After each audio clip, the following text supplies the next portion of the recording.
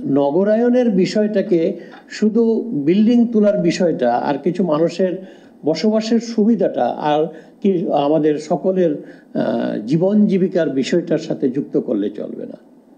নগরায়নের সাথে যুক্ত করতে হবে আপনার যেটা এখন একেবারেই মডার্ন কনসেপ্ট, সেটা হলো যে আপনার প্রাকৃতিক যে গ্রোথ সেটার দিকেও খেয়াল রাখতে হবে। আমাদের ন্যাচারাল যে প্রিজার্ভেশন সেটাকেও রাখতে হবে, যেটাকে আপনারা বলেন ইকো ফ্রেন্ডলি একটা অবস্থান তৈরি করতে হবে। এখন পূর্বাচল, আমি জানি এখানে যারা আছেন যাদের পূর্বাচলে অলরেডি প্লট পেয়েছেন তারা, অথবা যারা পান নাই, যারা আমাকে চেনেন, আমার সাথে পরিচয় আছে, যারা প্লট চাইবেন। আমি 1964 সালে ঢাকা শহরে এসেছি, বলেছি আপনাদেরকে। পূর্বাচলে কি এত বড় যে আমরা যে একটা উপশহর করেছি, কথাটা ঠিক হয়েছে?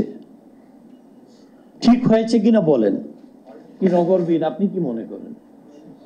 বসুন্ধরা যে করেছে, আমি পূর্বাচলের কথা এই জন্য বললাম যে বসুন্ধরার মালিক পক্ষ যেন অসন্তুষ্ট না হয়, কারণ আমার ভয় আছে।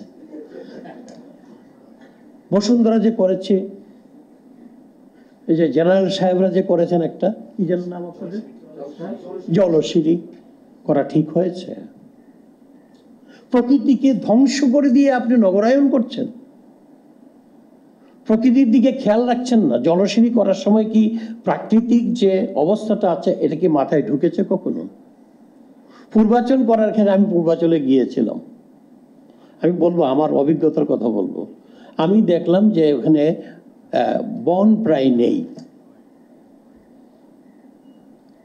9% বনের চেয়েও কম আছে।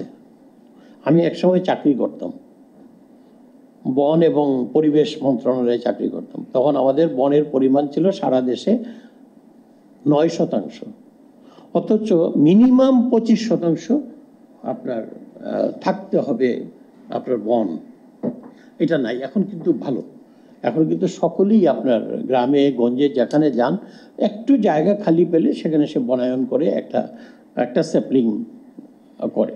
তো এই যে অবস্থাটা, এইটা হলো যে আমাদের কিছুটা আমাদের নিজস্ব প্রবলেমও আছে। আমাদের এই প্রবলেমটার কারণে আমাদের এটা হয়। তো নগরায়নের ক্ষেত্রে তো আরো অনেক কিছু দেখতে হবে। আমরা নগরায়নের নামে বুড়িগঙ্গাকে শেষ করে দিয়েছি। শুধু বুড়িগঙ্গা নয়, টোটাল ওয়াটার সিস্টেমটাকে আপনার ধ্বংস হয়ে গেছে আজকে। এটাকে কিভাবে উদ্ধার করা যায় সেটাকেও নগরায়নের সাথে পরিকল্পনায় আনতে হবে স্যার।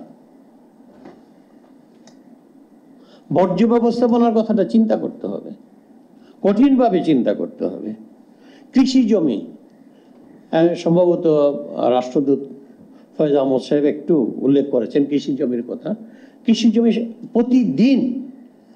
প্রতিদিন এমন কোনো দিন নেই যেদিন একটি কৃষি জমি আপনার নষ্ট, মানে নগরায়নের ভেতরে ঢুকে না যাচ্ছে। আমিও করব, এই কয়দিন পরেই ব্রাহ্মণবাড়িয়াতে আমার একটা কিছু কাজ করব যেখানে অনেক কৃষি জমি চলে যাবে।